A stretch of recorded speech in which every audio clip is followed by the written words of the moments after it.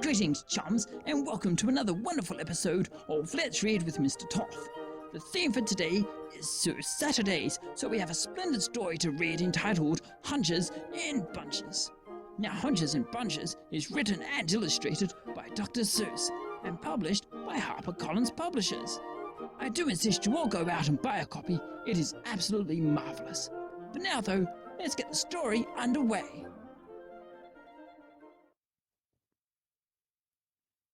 Do you ever sit and fidget when you don't know what to do? Everyone gets the fidgets, even me and even you. And today was quite an awful day for me and my poor pup. My trouble was I had a mind, but I couldn't make it up. It's awfully awful when you can't make up your mind. Do you want to kick a football or sit there on your behind?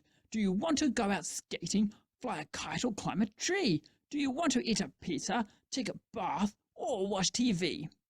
You get so many hunches that you don't know ever quite. If the right hunch is the wrong hunch, then the wrong hunch might be right.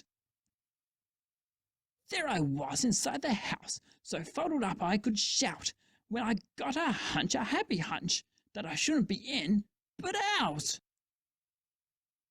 But before I could follow that happy hunch, a voice snapped, "Don't you dare!"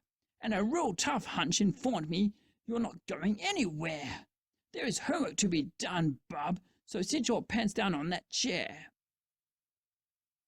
And so I did. I sat me down, and as soon as I got sat, a better hunch came and he yanked me off the homework huncher's hat. The better hunch said, "We'll head downtown, we'll pick up your friend James, and together we'll trot to some real good spot, and we'll play a few video games." So of course that's what I started to do, and a sour hunch came to spoil it. "Your bicycle's rusting up," he yapped. "Get yourself out back and oil it."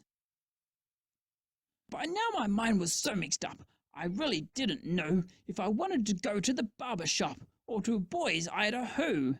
Then a very odd hunch upset me when he asked me loud and clear, "Do you think I might be helpful if you went to the bathroom, dear?" Before I could even answer him, a new voice interrupted. "That mind of yours," I heard him say, "is fluffy gaffalupted. Your mind is murky mushy. Will you make it up or won't you?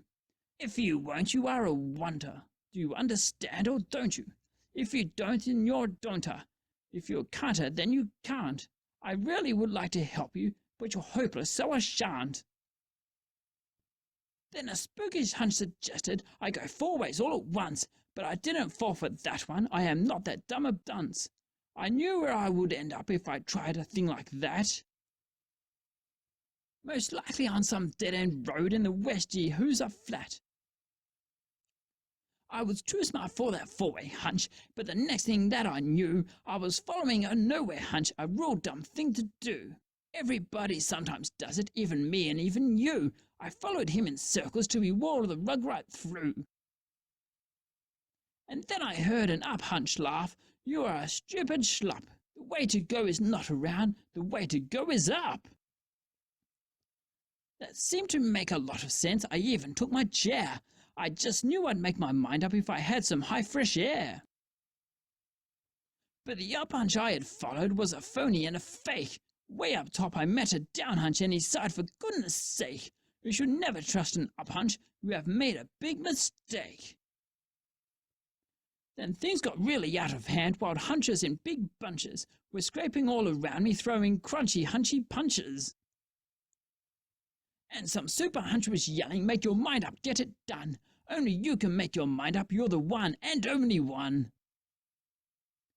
One of me could never do it, and quite suddenly I knew. To get a job like that done would take more of me, like 2. And maybe even more of me, like 3 of me or 4 of me. It took an awful lot of me. It took a lot of yelling. It took a lot of shoving and hot bargaining and selling. We all talked the hunches over, up and down and through and through. We argued and we bargued. We decided what to do. And I finally followed a munch hunch, the best hunch of the bunch, and I followed him into the kitchen and had 6 hot dogs for lunch. Well, wasn't that splendid? I especially like the part where there suddenly became more and more of himself. How splendid would it be to have many Mr. Toffs? Wouldn't that be a treat? Feel free now to run out and buy this book from most good book retailers in your area, or many fine online book sellers, some of which are noted in the comments below.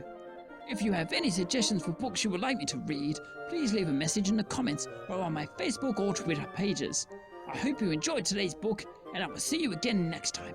Until then, toodaloo!